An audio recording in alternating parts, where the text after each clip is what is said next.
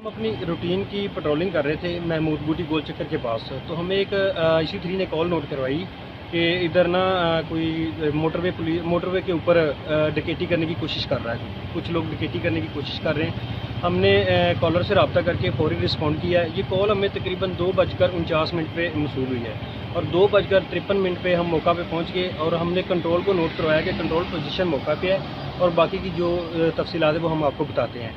तो उधर जब गाड़ी के अंदर लाइट मारने से हमें गाड़ी के अंदर कुछ नहीं मिला, कोई फैमिली नहीं थी उधर।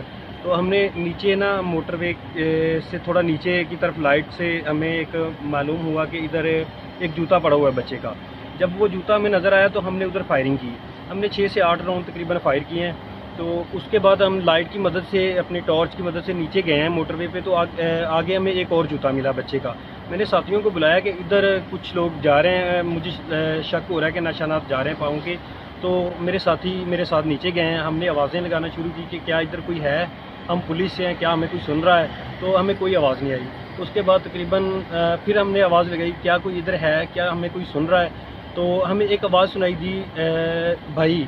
तो मैंने अपने साथियों को बताया कि इधर हमें कोई आवाज़ सुनाई दी है। तो हम लाइट की मदद से उस तरफ गए तो हमें आगे जाके देखा कि एक लेडीज़ अपने बच्चों को, जो उसके 3 बच्चे थे, वो उनको समेटे हुए खड़ी थी और बहुत ज़्यादा खौफज़दा थी, डरी हुई थी। तो वो पास आने नहीं दे रही थी। मैंने उनको यकीन दहानी कराई कि हम पुलिस से हैं, हम आपके भाई हैं, तो आप घबराएं नहीं, हम आपकी मुहाफ़िज़ हैं। लेकिन फिर भी उन्होंने हमारी बात नहीं सुनी, वो पास नहीं आने दे रही थी। तो उसके बाद फिर हम उसके पास गए हैं। उनको अपना मतलब वायरलेस सेट उन्होंने देखा तो उसने यकीन किया। तो फिर उन्होंने बच्चे हमारे हैंड ओवर किए। तो बच्चे हमारे हैंड ओवर किए और बहुत ज़्यादा खौफज़दा थी। फिर हमने उनको मोटरवे के ऊपर लेके आए हैं, उधर ला के उनको पानी शानी पिलाया है, वो थोड़ा मतलब होश में आए हैं। तो उनकी फैमिली से रब्ता हुआ है। उसके बाद थोड़ी देर बाद थाने की गाड़ी आ गई।